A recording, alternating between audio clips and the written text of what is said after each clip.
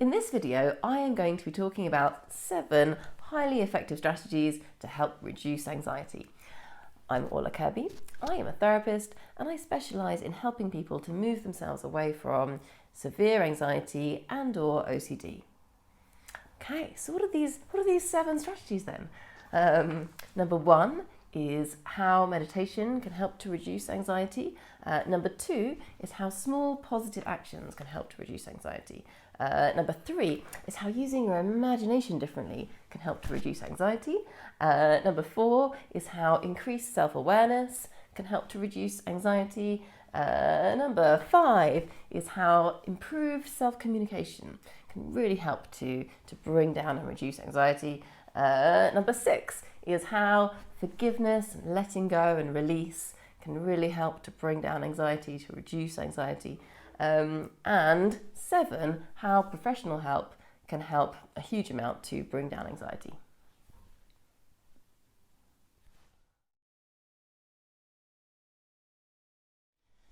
Okay, so I'm going to start first with meditation. Now, for me, there is a crossover here between what we talk about when we're talking about meditation, hypnosis, mindfulness. Not that I'm saying they're the same thing, because they come from different sources, they have different histories, and maybe taught or learned in different ways. However, there's a crossover in that when someone is really into practicing meditation, their brain is doing something very similar to someone who is, very practiced in hypnosis, or someone who's very into mindfulness. So there is a large crossover in that way. Okay, so meditation / hypnosis / mindfulness. This can be so helpful for reducing anxiety.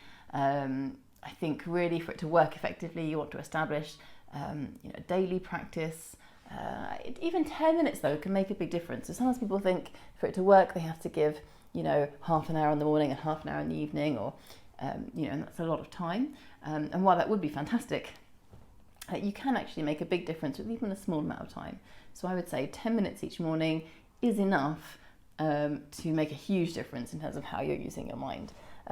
So meditating or hypnosis is really where your whole mind comes together to focus on the one thing. So it's a relaxed state, but it's also a focused state. Focus in a way that feels enjoyable. So not a tense focus, a relaxed focus. And for this reason, it's useful for so many things. But in particular, in the context of anxiety, if you think of anxiety as being a way of focusing that is very unrelaxed, right? If you think of the flight response, which is connected with the origin of anxiety, and an animal or a person running for their life, and really running, the kind of focus they're going to have, they will be focused.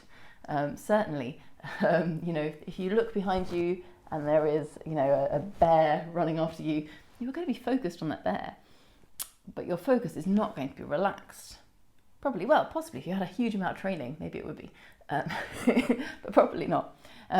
So what am I trying to say is that by learning to focus in a way that is relaxed, we can use our minds differently. So, and this is something that you can use both to lower your overall background stress level, which affects then how anxious you are likely to become, when you get a particular kind of news or when something challenging happens. But you can also use the techniques of relaxing and focusing at the same time as and when you experience the start of an anxious feeling or an anxious thought, or you get news that's difficult, or you have an interaction that's challenging in some way. You can return actually in that moment to your hypnosis or meditation techniques and use them to shift yourself into a different state, into a calmer state or a happier state, or an excited state or a motivated state, or however you want to be feeling. So yeah, hypnosis, meditation, hugely powerful in just transforming the way that you use your mind. And actually, even if you followed none of the other strategies in this whole video, you would significantly lower any anxiety you may be experiencing simply by really committing to a meditation practice. If you'd like to learn more about how you can do that, how you can develop an effective meditation practice, you can go to my website, orlakirby.com/learn to meditate, and there's a guide there that will just get you started with how you could approach learning to meditate. Okay, and there is going to be another video in this series with more information. I know it's quite a broad overview of how meditation can help. But to move on now to the second strategy that can help to reduce anxiety, this is what I'm going to call small positive actions. Now, any of these things I'm going to list here, you could do loads of them and they would help loads.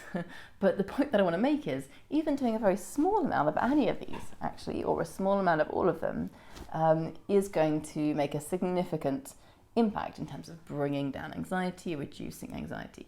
So I'll list them very quickly first, and I'll say a little bit about each one. And again, like with everything else, there will be a longer video on just this one strategy too.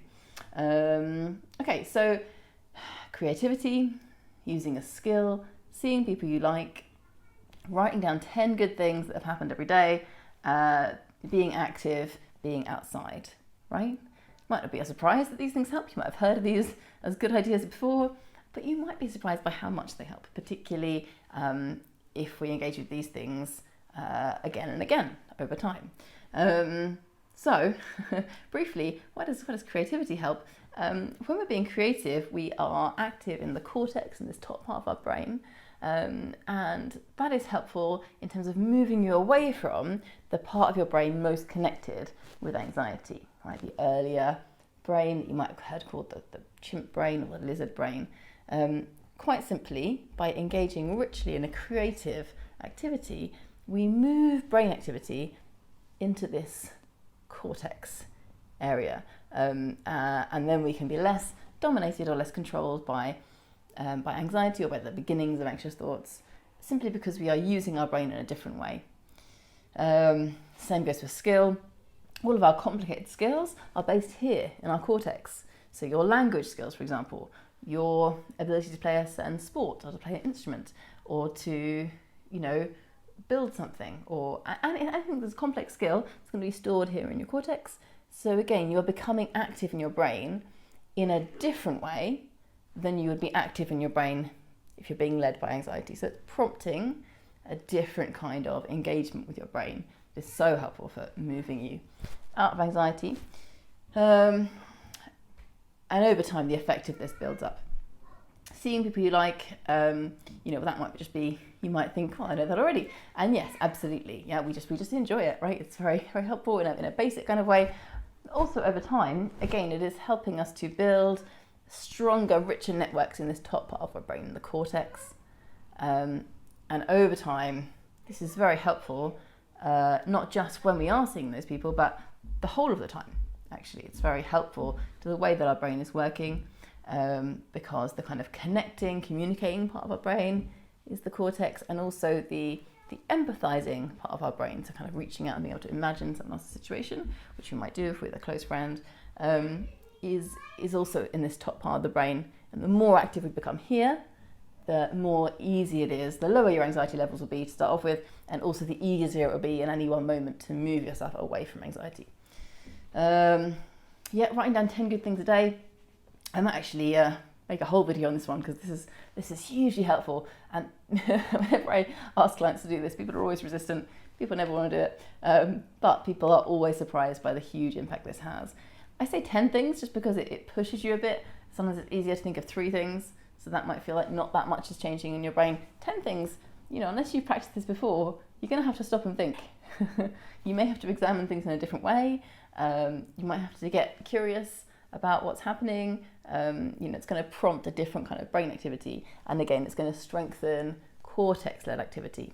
And by the way, if you'd like to learn more about what I'm talking in terms of the way that your brain functions and the different parts of our brain, how we can become active in our brain in a different way, if you go to orlakirby.com/howyourbrainworks, there's information there. There's a whole long video that you can download that takes you through a lot of really useful information about how your brain works, how anxiety and depression are created, and what we can do about them in a kind of complicated way.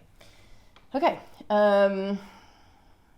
being active, being outside, I mean, together at once is amazing, right? But even one by itself is super helpful. Again, you are boosting serotonin levels, boosting endorphins, and prompting very healthy brain activity, which helps in the moment. It's going to help you feel good right then, but it also helps in a general overall way for moving you away from anxiety.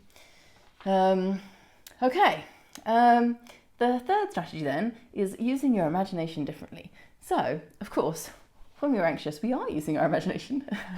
Quite often, we can be using it very vividly when we're anxious, but we will often be using it to imagine negative things, to imagine something terrible happening, or something just working out in a non-ideal way, in a way that makes us feel foolish or embarrassed or stupid. So, there is imagination going on, but it's the imagination which is based in this cortex, this marvelous upper part of our brain, being led and to a certain extent controlled by that earlier lizard or chimp brain, right? The one that's very associated with fight or flight. So if you can prompt yourself to use your imagination in a positive way, this is actually a kind of richer, more full use of your cortex in your brain. So your brain becomes active in a different way that will help you to move away from anxiety. And the more you practice this, the easier this transition becomes.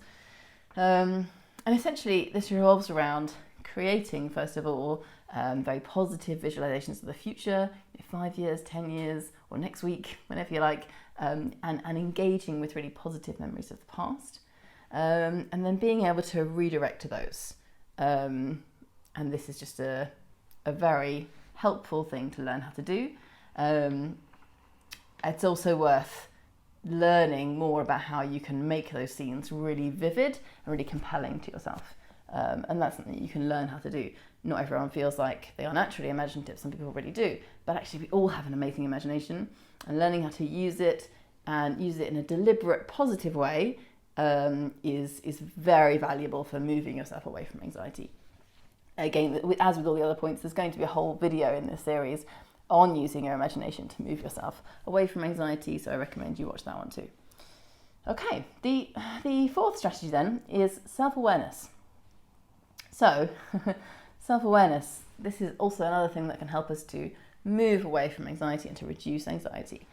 The more aware I am, the more I'm going to notice in the first place when I am experiencing anxiety or stress or worry. And I need to do that before I can move myself away, right? Before I can use any of that redirecting, I need to know what's going on with myself.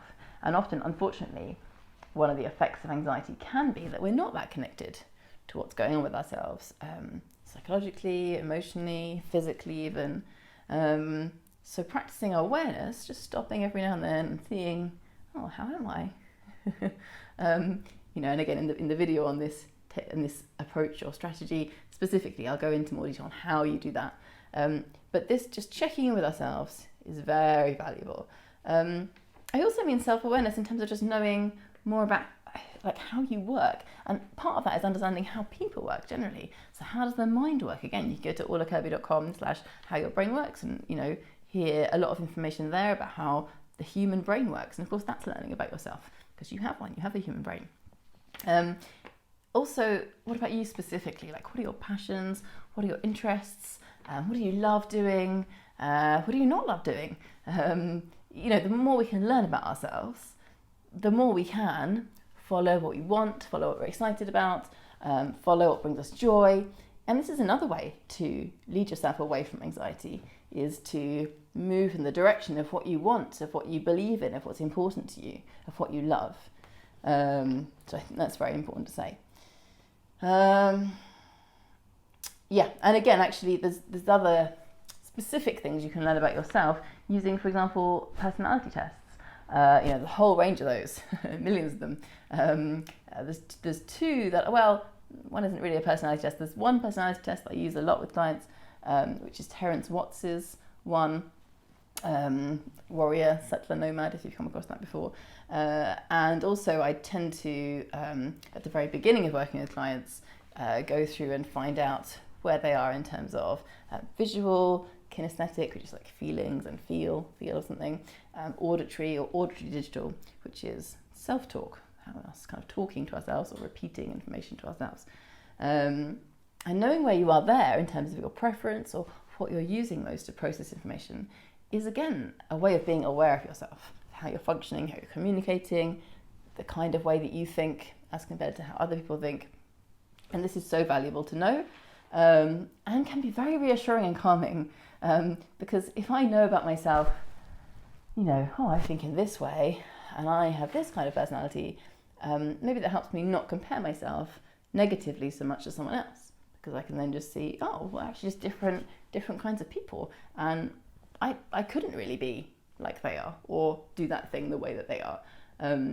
Also, it can be helpful in terms of accepting other people. So sometimes it can be very frustrating and can bring anxiety to think, they're not doing this thing like I would do, or why aren't they doing this?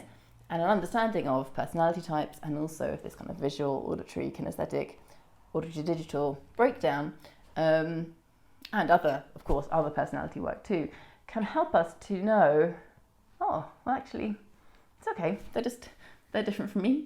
I can be accepting about that. And it's great that we all have these differences and these different strengths that we can bring, and to be celebratory of that and feel more accepting of others and more accepting of ourselves. That's also going to really help to lower and reduce anxiety.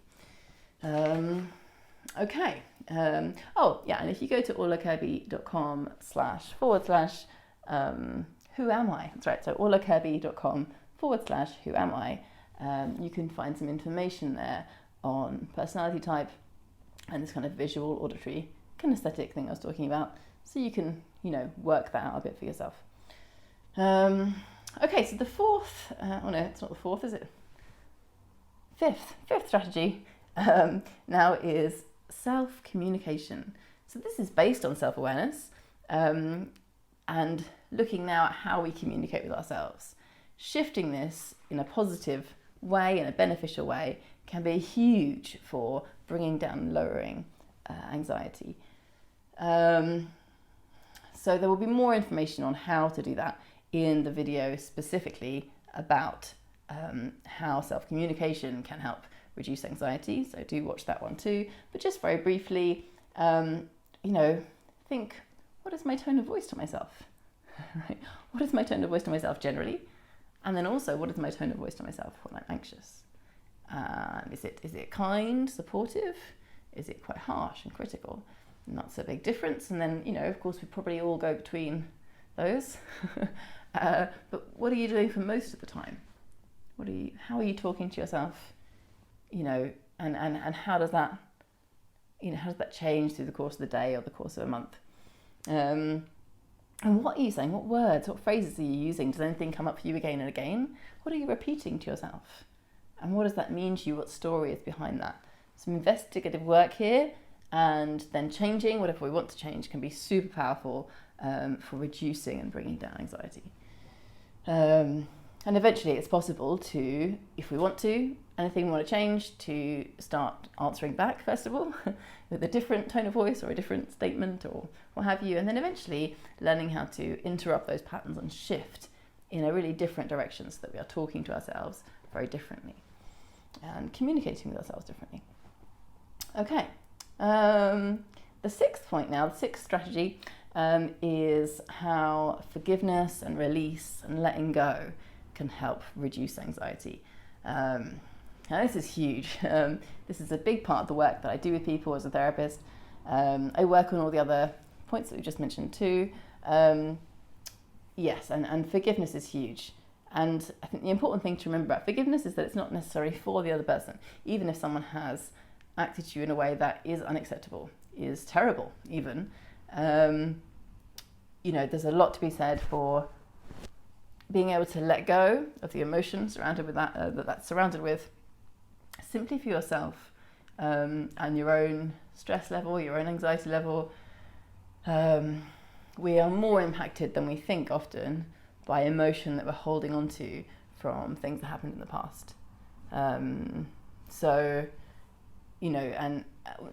some people do know, sometimes people absolutely do know that it's affecting them.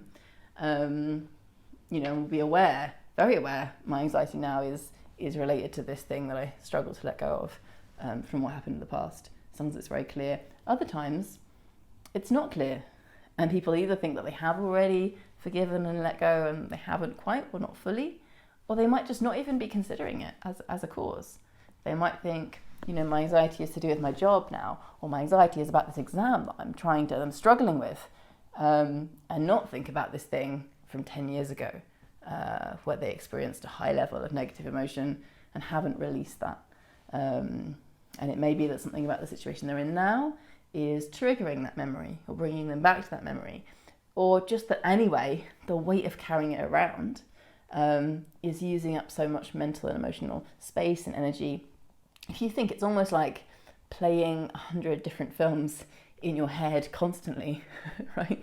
If we have strong negative emotion around a memory, the brain's going to be getting a lot of energy and space to that memory to try and protect us, try and keep us safe, keep us away from danger. And if we can let go of that, it just frees up so much space and energy, and really can help us to view the world as a safer and more positive place, and that can help to really reduce anxiety.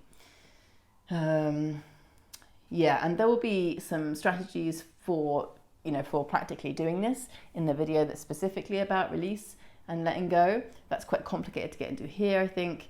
But yeah, just briefly, one simple example is to write an unsent letter, if you've heard of that, which is a kind of technique where, if something happened with me and, a friend 10 years ago, and I'm still holding on to anger or sadness or hurt or guilt, something negative emotionally around that event, I could write a letter to that person. I could pour out, I'm angry because I would like to tell you, so on, so on, so on. Now, it's called unsent letter because we're not going to send this letter.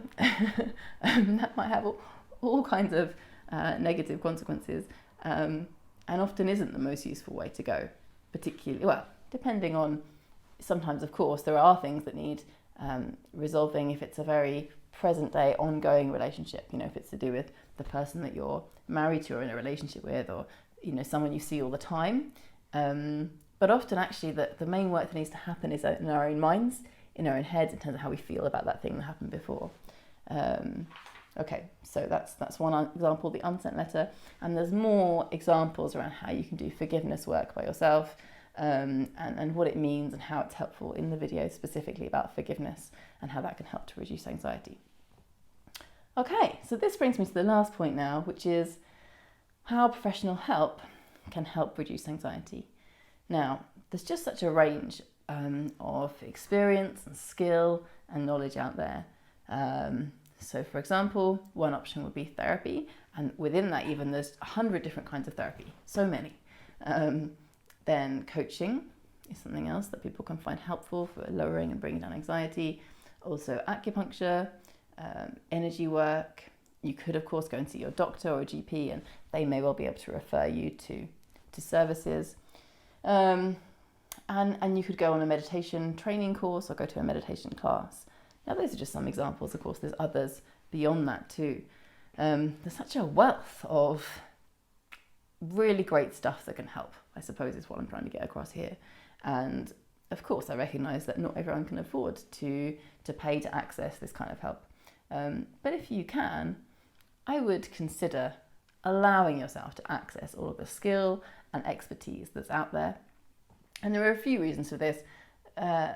Firstly, while it is possible to work through things yourself, absolutely, and I am quite passionate about putting as much information out there as I can to help people do that. If you have an expert person there with you, you can ask them questions and they can give you answers that will be specific to your own particular situation, and maybe really specifically useful. Sometimes it's hard to understand. You read a theory in a book and you think, well, how's that? Yeah, okay, that doesn't apply to me. Or how does that apply to me? Or how do I actually do that though? And that's where an expert person can really help.